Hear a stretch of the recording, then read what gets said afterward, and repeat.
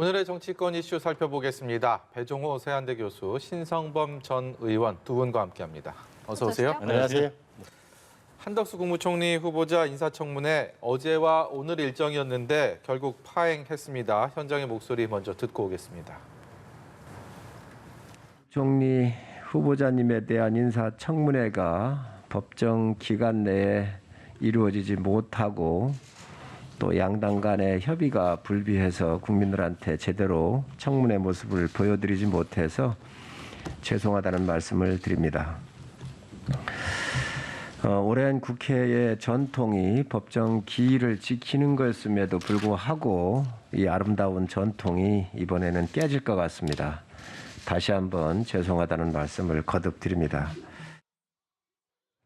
네, 당초 이 청문회 일정을 잡을 때 오늘까지가 법정 시한 마지막 날, 그렇기 때문에 어제 오늘 이렇게 이틀로 잡았는데 오늘 파행이 되면서 결국은 법정 시한을 지키지 못했습니다. 여야 원내대표가 다음 주 월화에 하기로 합의는 했는데 일단 시한을 지키지 못한 것 어떤 의미가 있다고 보십니까? 이거는 국민들이 뭐 예상했던 거잖아요. 좀 제가 냉소적으로 이야기하는 게 아니라 이것은 민주당의 전략 자체가 이미 처음에 배어 나왔잖아요. 어제 청문회 첫날 강병원 민주당 간사가 와서 저희들도 다 해봤어요. 그러니까 뭐냐면은 자료 제출 안 하면 못 하는 거야 하라고 이제 선전포를 하고 어떻게 보면 그 정해진 역할극을 하고 안 들어왔고 오늘도 안 들어온 거잖아요. 그러니까 이거는 뭐 다 정해져 있었다. 그리고 주호영 청문특위 위원장도 이런 상황을 알고 있었던 거죠. 그러니까 이거는 미룰 수밖에 없는 건데 이거는 뭐 국회가 인사청문회법을 어기니까 한두 번이 아니지만 이번에는 좀 심했다. 왜냐하면은 뭐 다들 자료 미비라고 이야기를 하는데 언제는 뭐 자료 갖고 했나요? 근데 이번에 좀 심했던 게 청건을 내라 그랬잖아요. 그러니까 그 앞에 정세균 총리, 앞에 이낙연 총리, 그 다음에 김부겸 총리 할 때마다 200건 내지 300건 자료 요구를 하고 제출률이 아마 어떤 때는 50%, 80% 됐을 텐데 이번엔 1000건이 넘는 걸 요구했고 심지어는 50년 된 사무관 인간 이후에 봉급 내역 전부를 제출해라든지 지난 10년간 개인 신용카드 내역을 일체를 내라. 아니면 20년간의 일가족들이 국내 공항 면세점에서 뭘 샀는지 구입 목록 일체를 내라. 이런 것은 딱 한마디로 하면 자료 제출 미비를 핑계로 한 인사청문회 연기다. 이 목적이 뭐냐.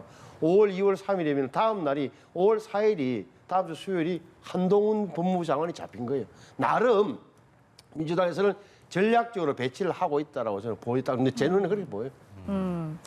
결국에는 전국 운영 주도권을 잡기 위해서 민주당이 좀 전략적으로 지금 이 청문회를 연기하고 있다라는 말씀이신데 혹시 어떻게 보시는지요? 그런 부분은 뭐 전혀 배제할 수는 없겠죠. 왜냐하면은 지금 이제 국무총리 후보자 같은 경우는 이제 국회에서 임명 동의안이 통과되지 않으면은 아무리 대통령이라고 할지라도 임명할 수가 없어요. 그렇지만 이제 18개 장관 후보자 같은 경우는 인사청문회를 통과를 못한다 해도 대통령이 임명할 수 있는 그런 상황이기 때문에 민주당 입장에서는 이제 172석이라는 절대 과반 의석을 확보하고 있고 더구나 여기에 정의당도 공조하고 있기 때문에 최대한 이 문제를 지렛대로 삼겠다. 그래서 이제 민주당에서 공개적으로 지명 처리를 요구하는 이제 한덕수 국무총리 후보자 그리고 또 정호영 후보자 그리고 한동훈 후보자 플러스 그리고 또 정의당에서 이른바 데스노트에 올린 뭐 김인철 후보자라든지 또는 이제 김현숙 여가부 장관 후보자 이런 사람들까지 최대한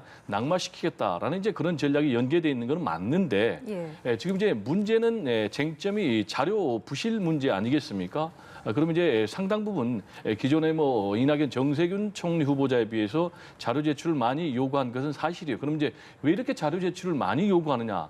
라는 것과 관련해서는 민주당에서 그만큼 의혹과 문제점이 많기 때문에 많은 자료 제출을 요구한다라는 것 아니겠습니까? 그러면 이제 요구하는 자료 제출이 과연 타당하느냐, 타당하지 못하느냐가 이제 핵심 쟁점일 텐데 보니까는 좀 부당한 자료 제출 요구도 있는가 하면은 상당 부분 타당한 자료 제출 요구도 많아요. 구체적으로 얘기하면은 부동산 거래 내역. 뭐 선친들까지는 문제가 있지만은 본인의 부동산 거래 내역 그리고 또 배우자의 부동산 거래 내역 이런 부분까지도 지금 자료 제공을 안 하고 또 이제 개인정보 제공 동의를 안 하고 있기 때문에 이런 부분은 또 상당 부분 문제가 아닌가. 그리고 이제 재산 증식에 관련해서 상당히 문제가 있거든요. 한덕수 국무총리 후보자 같은 경우는 이제 공직을 물러나서 한 40억 정도 재산이 늘어났고 또 최근에 이제 배우자까지도 10억이 이제 재산이 늘어났는데 배우자 같은 경우는 이제 그림을 대기업에 판매를 했어요. 그럼 이제 이 그림을 어디에 판매했는지 라는 부분과 관련해서도 자료 제공을 소상해야 되는데 그런 부분 일절 안 하고 있거든요. 그리고 이제 김현장의 근무를 2번이나 했지 않습니까? 그래서 이제 이게 이해충돌 또는 이제 전관의 문제하고 직접적으로 연결된다. 그러면서 이제 민주당에서 공격을 하고 있는데 그러면은 이걸 해명을 하려면은 과연 김현장에서 무슨 일을 했는지라는 것과 관련해서는 구체적으로 본인이 자료 제공을 해야 되는데 이런 부분 자료 제공을 안 하고 있거든요. 그리고 또 외국 기업 이해 충돌 관련해서는 어떤 일을 했는지 이런 부분도 안 하고 있기 때문에 이런 부분은 좀 확실하게 좀 자료 제출을 해서 지금 2일과 3일 날 다시 열리는데 이때만큼은 좀 또다시 파행으로 치닫지 않도록 그리고 민주당도 최대한 청문회를 통해서 이런 자료 제출 미비 문제까지도 좀 하나하나 따질 필요가 있지 않나라는 생각이 좀 듭니다. 네. 저는 이제 자료 제출 이건 뭐 제가 현장에 없어서 말하기는 뭐 합니다만 제가 보기에는 이런 게 있는 거예요. 이렇게 첫째 가장 이야기 많이 되는 왜 재산이 공직에서 물러난 후에 40억 원이 늘었느냐. 제가 쭉 관찰을 해보니까 한덕수 총리 후보자의 문제점은 첫째는 부동산 투기와는 전혀 관심이 없는 사람 같아요. 이게 모든 걸 현금화해서 갖고 있다는 특징이 하나 있어요. 그러면 현금이라는 게 뭐냐? 가만히 보니까 이분은 보니까 김현장에서 고문으로 한 19억 4년 얼마 받았고 대한무역협회장 하면서 또 19억을 받았어요. 여기다가 공무원 연금까지 합하면 40억 원의 출처는 규명된다. 근데 부동산 투기와는 전혀 상관이 없다. 둘째, 자식이 없어 놓으니까 어떻게 보면 이게 아이들 무슨 부정 입학과도 관련이 없어요. 이런 문제에 대해서는 오히려 더 뭐 논문 뭐 표절 이것도 없는 거. 오히려 문제는 딱 하나. 돈이 왜 이리 많이 늘어났어요? 현금이 왜 이리 많아요? 그건 뭐 연세도 지금 그래서 오히려 핵심 쟁점은 김현장인데 김현장에서 그럼 변호사 아니고 전직 고위 관료로서 무엇은 역할을 하셨길래 이렇게 많이 받았습니까?밖에 안 남는 거예요. 근데 이 문제는 민간 기업인 김현장의 법무법인이 그러면은 한덕수 총리 후보자와 계약을 맺을 때 비밀 엄수 계약을 맺었을 거예요. 그리고 김현장에서도 이건 우리 영업 비밀이기 때문에 뭐 표현이 어색합니다만 비밀이기 때문에 못 내놓는다 그러기 때문에 한덕수 총리도 못 내놓는 거예요. 이거는 민주당 의원들도 다 아는 거예요. 알면서도 요구하는 거다. 왜? 민주당 근처에도 김현장 가서 이렇게 고액 연봉 받으면 많아요. 그리고 김현장의 고문이 제가 듣기로 한 80여 명 되고 장관 출신들은 한 달에 약 5천만 원 정도 이렇게 받는다는 분들이 적지 않게 있다고 그래요. 그러니까 얼마인지는 모르겠습니다만 이런 점이 있다. 또 하나는 부인의 그 그림 문제는 오히려 제가 보기에는 어느 화랑에서 판매량, 누구한테 판매량, 몇 점 팔았다, 수익은 얼마였다, 세금을 얼마나 했다는 것은 제출한 걸로 알고 있어야 돼요. 거듭 말씀드리지만 한덕수 총리 후보자에 관한 민주당의 태도는 가장 첫 번째 후보인 한덕수 총리 청문회부터 보이콧하고 연기함으로써 완전히 그 주도권을 잡겠다는 것 이외에 아무런 의미가 없는 행위예요. 사실은 문제가 있으면 말씀하신 걸 문제 삼으려고 그러면 빨리 청문회에 더 들어갔어야 돼. 왜? 아니 고위공직자 하다가 김현장 갔다가 또 나와서 또 김현장 들어가서 다시 총리 나오시는 게 적절한가요? 이렇게 돈을 왜 많이 받았습니까? 하신 일이 뭡니까?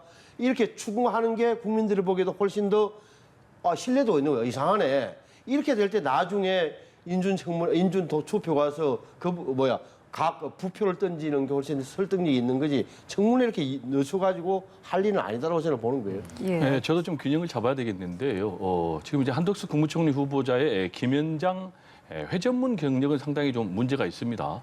청와대 근무하다가 민간으로 나갔을 때 김현장에 갔다가 또 국무총리 끝나고 또 김현장에 갔어요. 그런데 이분이 다시 공직에 돌아오면은 당연히 영향을 미칠 수밖에 없는 것이죠. 그래서 이 부분은 이해충돌하고 직결되는 부분이기 때문에 과연 국무총리 후보자로서 이게 적절한 처신인지 이것 자체가 문제가 되고 있고요. 그런데 김현장에서 한 4년 4개월 동안 근무할 때 20억을 받았거든요. 그러면 이제 과거에 안대희 전 대법관이 당시에 대법관을 대면서 인사청문회를 무난히 통과했기 때문에 국무총리 후보자로 올라왔을 때 무난하게 통과될 것이다라고 했지만은 당시에 한 5일 정도 5개월 정도 수임료로 한 16억 정도 받은 게 문제가 돼가지고 결국은 이제 낙마됐거든요. 그거는 무슨 얘기냐? 그럼 이제 국민의 눈높이에 맞지 않기 때문이다. 라는 것인데 그러면 이제 이 부분과 관련해서도 한덕수 국무총리 후보자도 상당히 좀 이런 부분은 심대한 흠결이 될 수가 있다. 따라서 과연 본인이 지금 론스타 의혹과 관련해서도 지금 연계되어 있는 그런 상황인데 그렇다면은 김현장에서 모든 것을 다 근무한 것을 뭐 기업 비밀이라고만 할 것이 아니고 본인이 최대한 좀 밝힐 필요가 있다. 그리고 지금 이제 자료 제출 가지고 논란이 되고 있는데 이 문제도 결국 기준이요. 국민의 눈높이가 되면 된다. 민주당도 국민의 눈높이에 맞는 자료 제출은 요구를 해야 되고 한덕수 국무총리 후보자도 국민의 눈높이에 맞는 자료는 속히 좀 제출할 필요가 있다라는 얘기를 좀 드리고 싶습니다. 예, 알겠습니다. 정리하기 짧게 한 말씀 더 붙일게요. 왜냐하면 이게 전부 다 연기된다고. 예를 들어서 모레 28날로 예정됐던 이상민 행정안전부 장관 청문회, 행안위 청문회 연기됐죠. 이종섭 국방부 장관 청문회도 연기됐어요. 또 걸피 29일 날 금요일 날 예정되던 문화체육관광부 장관 박보균 장관 후보자 연기되는 거예요. 이렇게 되면은 자 보십시오. 이렇게 지금 신정부가 출범, 윤석열 정부가 출범 대통령 취임식이 국회에서 5월 10일 날 열려요. 다 다음 주 화요일에 2주일 남아서 이렇게 되는데 이것을 5월 달로 5월 초로 저렇게 배치해 버리면 자 5월 2일 3일 날 한덕수 총리, 5월 4일 날 한동훈 뭐 의도는 뻔해 보이고 그 다음에 장관들 이렇게 해놓으면은 이게 잘못하면 제가 볼 때는 글쎄 윤석열 대통령 취임했는데 강요는 문재인 정부 강요하고 참 국무회의 하는 이상한 모습이 벌어질 수 있는. 그래서 민주당에서 빨리 판단을 해줘야 돼. 이런 식으로 하면은 한번 뭐 아주 기를 잡겠다, 기선을 제압하겠다까지는 뭐 인정할 수 있어요. 야당이 되니까. 근데 이게 진짜 발목 잡기라는 비판이 안 나오도록 해야 돼요. 이게 잘못하면 국민들이 볼 때 너무 화내라는 소리 바로 나옵니다. 예, 알겠습니다. 청문회 초반부터 이처럼 파행을 겪고 있는 가운데 검수완박 입법을 두고도 여야가 강대강 대치를 이어가고 있는 상황입니다. 오늘 여야 원내대표가 만나서 이야기를 나눴지만 이견만 확인했는데요. 먼저 관련 내용 듣고 대담 계속해서 이어가도록 하겠습니다. 지난 금요일 의장 중재안을 여야 의원총회에서 각각 추인을 했고 그 이후 이 의장실에 모여서 국민 앞에서 원내대표들과 의장이 직접 소명한 지 이제 채 4일밖에 되지 않은 상황인데 다시 이런 자리가 마련된 게 저로서는 매우 유감입니다. 저희로서는 기존 합의 사항대로 추진할 수밖에 없다는 점을 분명히 말씀드렸고 의장께도 오늘 법사위의 심사 과정을 거쳐 내일은 반드시 본회의를 소집해 줄 것을 요청을 드렸습니다. 네, 중재안에 대해서 추가 합의는 하지 않겠다라는 지금 민주당의 목소리입니다. 내일 본회의를 소집을 해달라라고 박병석 의장한테 요청을 한 상태고 박 의장이 아직 답을 내놓지는 않고 있는 상황이고요. 그야말로 이 검수완박 법안을 둘러싼 여야의 대치가 극한으로 치닫고 있는 모습입니다. 과연 내일 또 어떤 상황을 맞게 될지 벌써부터 걱정이 많이 되는데 어떻게 전망하십니까? 일단 민주당은요 명분을 얻었다 이렇게 판단할 수밖에 없을 것 같아요. 박병석 국회의장의 중재로 여야가 반발씩 양보해서 극적으로 벼랑 끝에서 합의를 했지 않습니까? 예. 근데 이 중재안에 대해서 합의를 했는데 국민의힘이 일방적으로 뒤집어 버렸단 말이에요. 특히 이제 권성동 원내대표 같은 경우는 본인의 말을 뒤집기 불과 몇 시간 전만 해도 불가피한 선택이었다라고 얘기를 했는데 이건 이제 정면으로 국민의힘에서 뒤집었는데 그렇다면 일단 국민의힘에서 명분이 없는 것은 사실이죠. 따라서 지금 민주당에서는 강경파들은 원안 처리해야 된다라는 얘기도 나오고 있지만은 그건 좀 너무 심하고 그래서 박병석 국회의장이 중재를 했던 그 중재안에 대해서는 일방적으로라도 단독으로라도 처리할 수밖에 없다라면서 지금 이제 법사위 관련 절차를 차근차근 밟고 있는데요. 따라서 이제 28일이나 29일쯤에는 이제 본회의에서 처리하겠다. 그러면 이제 박병석 국회의장을 압박하고 있어요. 중재 당시에 박병석 의장이 뭐라고 그랬냐? 내 안을 수용해 준 그런 정당의 입장을 나는 따르겠다. 따라서 그 말을 지키십시오라고 이제 압박을 하고 있는데 박병석 국회의장 입장에서는 어떻게 하든지 일방 단독 처리보다는 여야가 합의하는 그런 처리를 만들려고 노력을 하는 것 같아요. 지금도 이제 명확하게 입장을 밝히지 않고 있지만은 혹시 박병석 국회의장이 또 한 번의 어떤 중재를 통해서 또 다른 또 합의안을 만들려는 것 아니냐라는 것을 지금 민주당 이 강경 소장파들은 굉장히 염려하고 있는 그런 상황인데 문제는 지금 이제 당초에 6대 직접 수사에서 2개로만 한 거 아니겠습니까? 부패와 경제 여기에 대해서 지금 이제 국민의힘에서 안 된다. 국민 여론을 이제 명분을 해서 지금 공직자 그리고 선거 사범에 대해서도 직접 수사를 해야 된다 이렇게 요구를 하고 있는 건데 지금 이제 앞으로 남은 선택지는 두 가지 같아요. 하나 이제 민주당이 박병석 국회의장이 중재한 그 안을 단독으로 밀어붙일 것인지 아니면 이제 박병석 국회의장이 또다시 이제 중재에 나서서 제3의 중재안을 만들어서 그걸 따를 것인지. 근데 그 부분은 이제 상당 부분 좀 지켜봐야 되겠고요. 지금까지 굉장히 고도의 정치력을 발휘했던 박병석 국회의장의 정치력이 또 한 번 발휘가 돼서 제3의 중재안이 나올지 아니면 민주당이 단독 처리할지 그 선택권은 역시 박병석 국회의장의 손에 달려 있는 것 아닌가 이런 생각이 좀 듭니다. 네, 박 의장이 어떤 결단을 내릴지 어떻게 전망하시는지도 궁금하고 지금 국민의힘 내부에서는 또 분위기가 또 어수선하기도 해서요. 이런 지적과 비판에 대해서는 좀 어떻게 보시는지요? 박병석 의장이 중재를 할 때만 해도 이 정도면 됐다라고 판단하셨을 거예요. 왜? 여야 원내대표가 사인도 하고 사진도 찍고 했는데 지금은 상황이 많이 바뀌었잖아요. 그러니까 왜 저렇게 특히 국회가 두 건이잖아요. 두 건. 고위공직자와 선거범죄, 선거범죄와 고위공직자 범죄를 왜 제외했느냐. 부패와 경제는 뭐 그 검찰 수사를 남겨뒀다 하더라도. 그러는 여론이 아주 안 좋아지니까 이 대목에서 지금 배 교수님 말씀하시는 민주당 측에서는 의장님 약속하셨잖아요. 이번에 말 안 듣는 측은 그 배제하기로 우리 쪽이 빨리 해주세요라고 하지만 박병석 의장 입장에서는 또 민심이 달라졌단 말이에요. 이 대목을 고민하고 계실 거다. 분명한 사실이거든. 그래서 물론 민주당에서는 저 원안 말고요. 자, 중재하셨던 그걸로 빨리 본회의 열 수 있도록 해주세요라고 하실 텐데 그래서 5월 3일 날 문재인 대통령 취임 전에 마지막 국무회의에서 공포하겠다는 그 시간표대로 가고 싶어 할 거예요. 근데 박 의장이 응할지는 모르겠다. 뭐 밤새 생각도 많이 하시겠죠. 그거는 잘 모르겠고 지금 오히려 민주당보다는 국민의힘 사정이 더 급해진 거예요. 이게 왜 그렇게 됐느냐. 지금 권은성동 원내대표 이야기를 했잖아요. 원래 우리는 국민의힘은 부패 경제 플러스 선거와 공직자 범죄도 이 4개 건은 검찰 직접 수사 대상으로 남겨놓으려고 그랬는데 민주당이 하도 반대해서 어렵다 해서 제외시키는 것으로 결론을 내렸다. 다시 말하면 정치 협상을 해서 끼워넣고 했다 이거예요. 6개 중에서 현재 직접 수사 대상 6개 중에서 민주당은 2개만 하자. 아니다. 국힘은 4개만 하자 해서 나중에 민주당 손을 들어줬다는 취지예요. 민주당.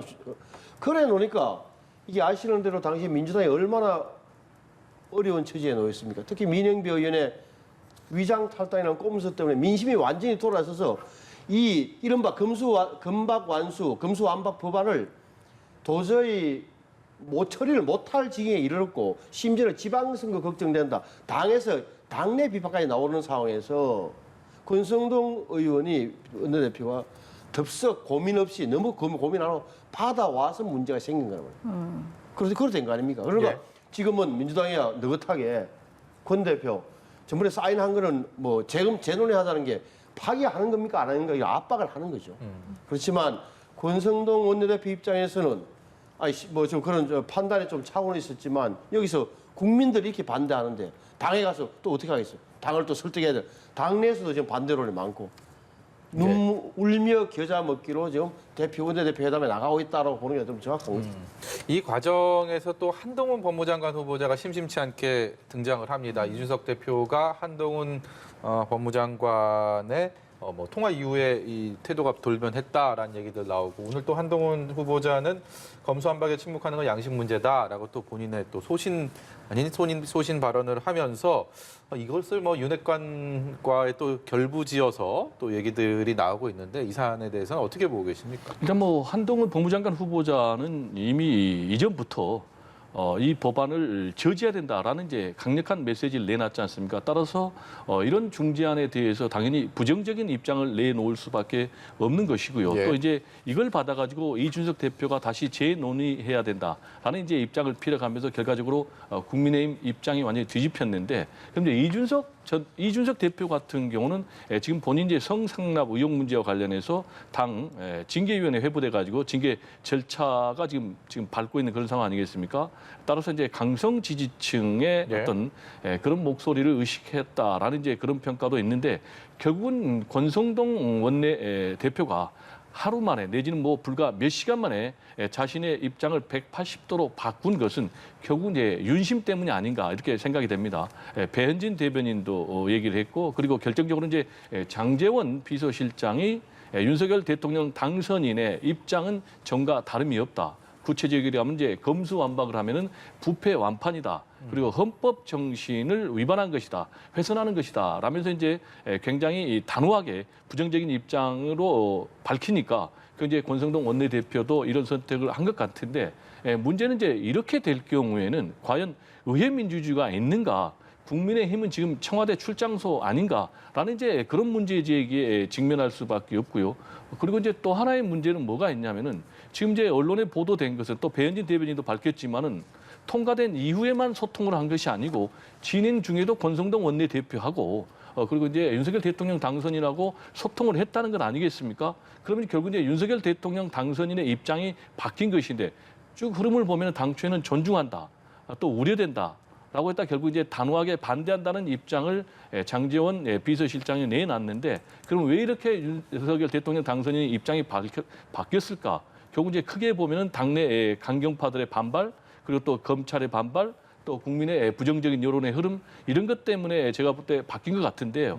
지금 이제 결국은 6대 범죄에서 2대 범죄를 직접 수사하자고 그랬는데, 지금 그럼 다시 공직자 그리고 선거 두 개를 하자고 그랬는데, 이런 논리로 가면 끝이 없는 거예요. 그럼 왜 6대 범죄는 해야 됩니까? 만약에 수사 효율성 문제, 그리고 수사의 공정성 문제라면 검찰이 끝내 다 하면 되는 거예요. 그렇지만은 역시 검찰의 권한이 너무 비대하니까 수사권과 기소권을 분리해야 된다라는 이 원칙에 대해서 국민의힘도 동의를 했기 때문에 합의가 됐기 때문에 이 합의된 틀 안에서 최대한 국민들의 우려, 이런 부분을 해소하는 쪽으로 여야가 머리를 맞대는 것이 정석이 아닌가 그렇게 생각이 됩니다. 지금 말씀 중에도 잠시 언급을 해주셨는데, 과연 이 합의안이 파기되는데 윤석열 당선인의 의중이 또 얼마나 또 반영이 됐을지, 거기에 대해서는 견해들이 엇갈리고 있습니다. 관련해서 배현진 인수위 대변인 목소리 듣고 신 의원께 질문 드리도록 하겠습니다.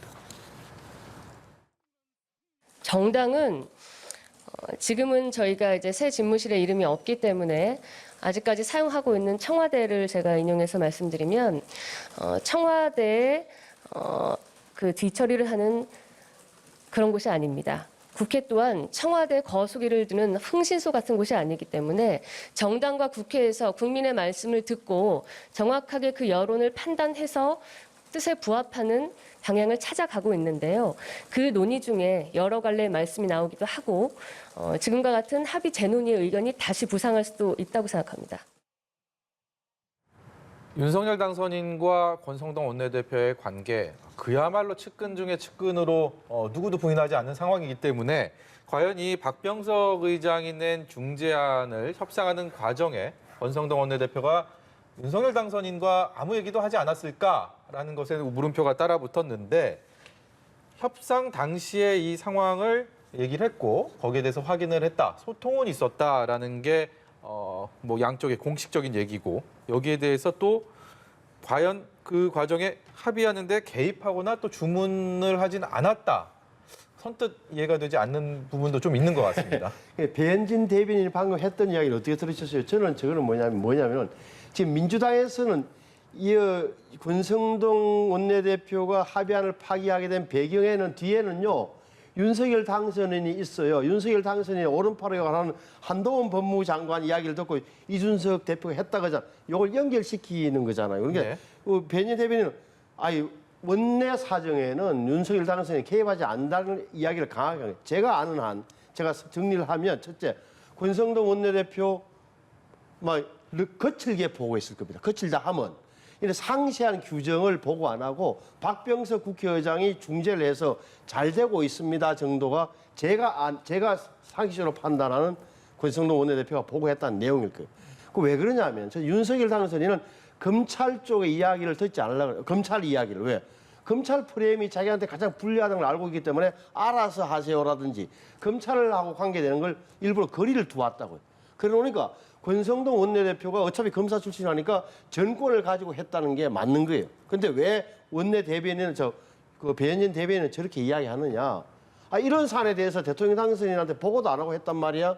책임이 어디 가겠어요? 권성동 대표한테 가는 거예요. 그러니까 저는 권성동 원내대표를 대표된 지 얼마 안 되는 분을 책임을 묻기가 뭐하니까 오히려 저는 당선인 쪽에서 사실 보고 받았다. 알고 있었다 내가. 보고 안 한 게 아니다라고 저는 권성동 원내대표를 보호하기 위해서 하는 거다라고 저는 보는 거예요.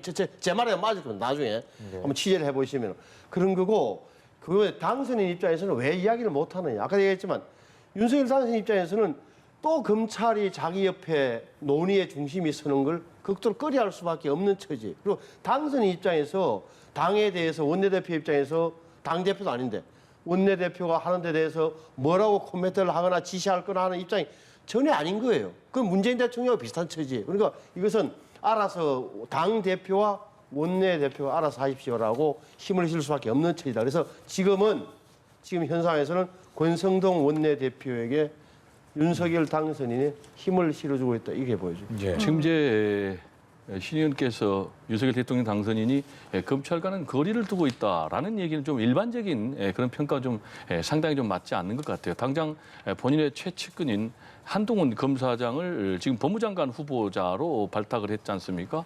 그리고 이제 민정수석실이 폐지가 되기 때문에 사실상 민정수석실의 기능까지 다 담당하는 그래서 이제 검찰을 직할 통치한다라는 이제 그런 평가를 받고 있는데 검찰과 거리두기는 좀 맞지 않고요. 그리고 권성동 원내대표도 지금 이제 검사 출신이고 그리고 권영세 인수위 부위원장도 검사 출신 아니겠습니까? 그런 상황인데 지금 뭐 전체적으로 보면은 인사가 서울대 출신, 법대 출신 그리고 검사 출신들로 포진되어 있는데 검찰 거리두기라는 건 좀 맞지 않고요.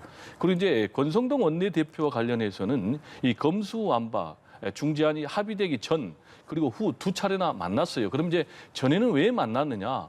역시 이제 본인 입장에서 굉장히 중요한 문제이기 때문에 계속해서 보고를 받았고 그리고 또 두 분 다 뭐 아주 베테랑 검사 출신이니까 제가 볼 때는 한두 마디만 해도 다 소통이 충분히 되지 소통이 잘못됐다라는 부분에는 좀 제가 동의하기 어렵고요. 그럼 이제 왜 사후에 또 만났느냐라는 것과 관련해서는 역시 윤석열 대통령 당선인 입장에서는 이전에는 동의를 했다가 지금 이후에는 번복을 하니까 상당 부분 권성동 원내대표 입장에서는 지금 리더십이 실추되고 또 신뢰가 실추되는 그런 상황 아니겠습니까? 따라서 이 부분에 대해서 30분 정도 면담을 해서 앞으로의 뭐 향후 문제도 논의하는 것도 있지만은 권성동 대표를 좀 달래고 다시 또 이 손상된 리더십을 좀 회복시켜주기 위한 그런 배려의 차원에서 만남이 아닌가 이렇게 생각이 됩니다. 저는 제가 자꾸 이야기를 왜 하느냐면 이준석 대표가 당대표가 왜 갑자기 최고위원회를 열어서 그 전날 다시 재논의해야 될 사안이다라고 이야기를 했겠습니까? 첫째는 한동훈 법무부 장관하고 왜 또 했겠어요? 그거는 윤석열 당선인의 최측근 검사라서가 아니에요. 법무부의 장관 후보자라서 누구보다 검사 생활을 많이 했고 핵심 가장 전문가이기 때문에 물어봤다고 하는 게 사실 상식적 해석이다. 그러면 또 하나가 뭐 있느냐? 그럼 윤석열 당선인과 권성동 원내대표가 보고를 했을까 안 했을까라는 의문을 이준석 대표도 했을 거 아닙니까? 아니 정말 이거 당선인은 뭐라 그랬답니까? 알아봤을 때 저는 그래 봐요. 알아보니까 제 말대로 윤석열 당선인하고 권성동 원내대표가 정확하게 커뮤니케이션을 하지 않았다. 정확하게 말하면 권성동 원내대표가 상세하고 정밀한 보고를 하지 않은 걸로 확인돼서 재논의를 하자는 이야기를 꺼냈을 것으로 저는 그렇게 짐작하고 추리를 하고 있는 거예요. 예, 알겠습니다. 한편 검수완박과 관련해서 윤석열 당선인도 그렇고 어제 문재인 대통령도 각각 입장을 내면서 묘한 신경전이 감지되고 있는 상황인데 다시금 신구 갈등의 모양새가 불거지는 것을 양측 다 바라지 않기 때문에 일단은 좀 정면 충돌은 피하는 분위기긴 합니다만 정권 이양기의 어떤 대치는 좀 불가피해 보입니다. 어떻게 좀 앞으로 상황들 전망하시는지요? 네, 네, 지금 이제 검수완박 법안과 관련해서 지금 말씀하신 대로 현 문재인 대통령 그리고 또 윤석열 대통령 당선인까지 전선이 확산되건 이제 굉장히 좀 바람직하지 못하죠. 지금 어느 때보다 국민 통합 그리고 진영 극복 그리고 협치가 필요한 상황에서 사실상 양 진영의 얼굴이라고 할 수 있는 이제 두 분이 이렇게 정반대 입장을 내놓고 있지 않습니까?